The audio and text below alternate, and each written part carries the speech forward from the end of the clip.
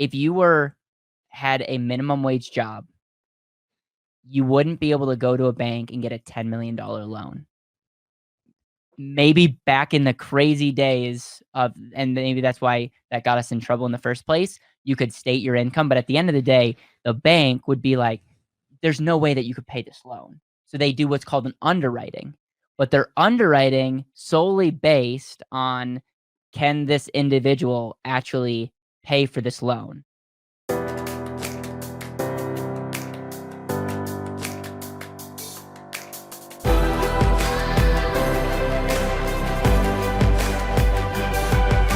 This is Better Wealth with Caleb Guilliams. Next question is how much can I contribute to my and asset? And that's a question that I get asked all the time because people are super confused around what's the minimum, what's the maximum, how much can I contribute? Is it an annual basis? Is it, monthly? How long do I do this for? Like all of these questions in regards to contribution are super confusing to, a lot of the individuals that I speak with. So it's officially my turn, isn't it? Yes. So turn. To answer the question, it's all going to be based around a couple different factors. One, it's going to be based around health. It's going to be based around age, and it's going to be based around the amount of death benefit that you actually are getting approved for. So based off of your net worth, your annual income, and your health, you're going to get approved for a human life value of life insurance, right? So for Caleb may be worth more than me because he's the CEO of BetterWealth theoretically. So because of that, he may be approved for $10 million of death benefit because if he were to die today, that's what he's worth as a human. For me, let's say my human life value is $5 million. So from a maximum amount of contribution, Caleb specifically can actually put in more money than me because his contribution is going to equal his total death benefit if I were to put in the maximum amount. So I'm just going to use examples because it's easier. So let's say that $20,000 a year equaled $5,000 of death benefit. These numbers are arbitrary. So that means I could only contribute $20,000 a year. Now, if I were to put in $40,000 a year, that maxed out my death benefit of $10 million, and that means that's the most amount of money that I can actually contribute to it. If I put in a dollar more than that, then that based off of the amount of death benefit I'm approved for, then that's when it becomes a modified endowment contract that you were discussing and talking about. So how much can you contribute? It's going to be based on death benefit, and it's also going to be based around what you want, right? The question is how much do you want to contribute? Because it's going to be based around your cash flow. It's going to be based around how much you're saving, based around what you're trying to accomplish, what you're trying to use the policy for. And that's also going to, come back full circle back around of what is the minimum amount that we can put in. Our minimum we have for BetterWealth is different than maybe the industry. And it's all going to be based around also what we're trying to accomplish as well. So if you believe in control, if you're an entrepreneur, someone who believes that you're your greatest asset, we always advise that the minimum amount to start an and asset is $10K a year, because we believe that if you're not hitting that landmark, not enough volume of money is going into the policy for it to make it work. And we believe that you should then go and try to find other ways to find more efficiencies to where you can have dollars coming back into your household economy to where you can then save more money, right? Or invest into yourself with courses, education, so you can learn to make more income so then you can start an and asset as well.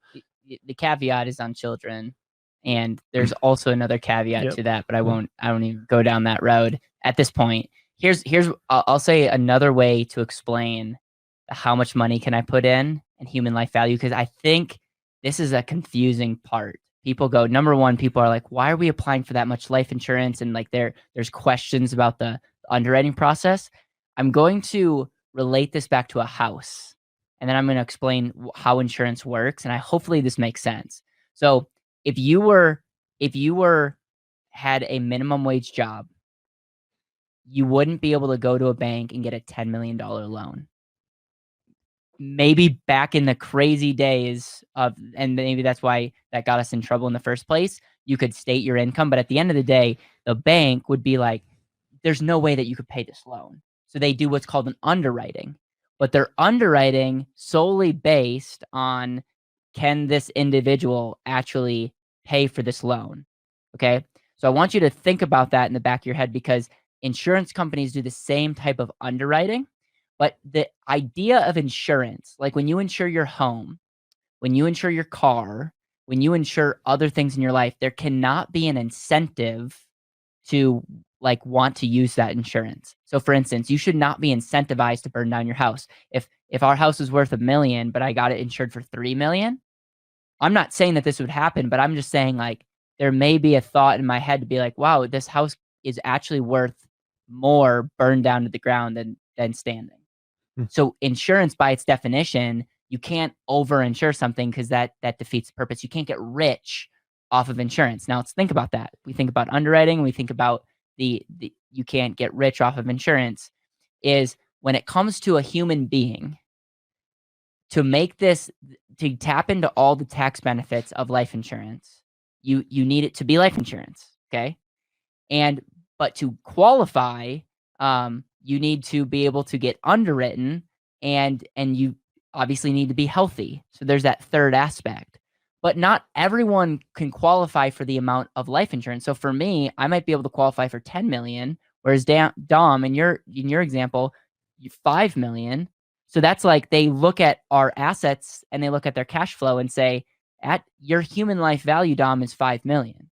My human life value on paper is 10 million. Okay. So they get that in place.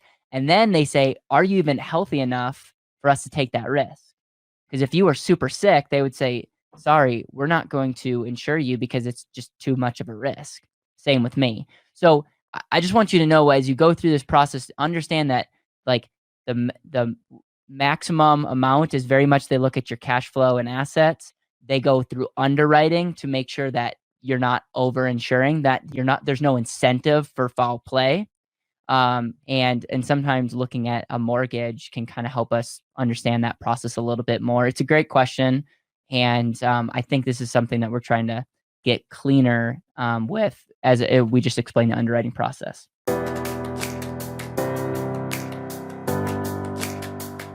Thank you so much for listening to the BetterWealth podcast. It would mean the world to me if you could hit subscribe, leave a review, and share this with the people that you know and love.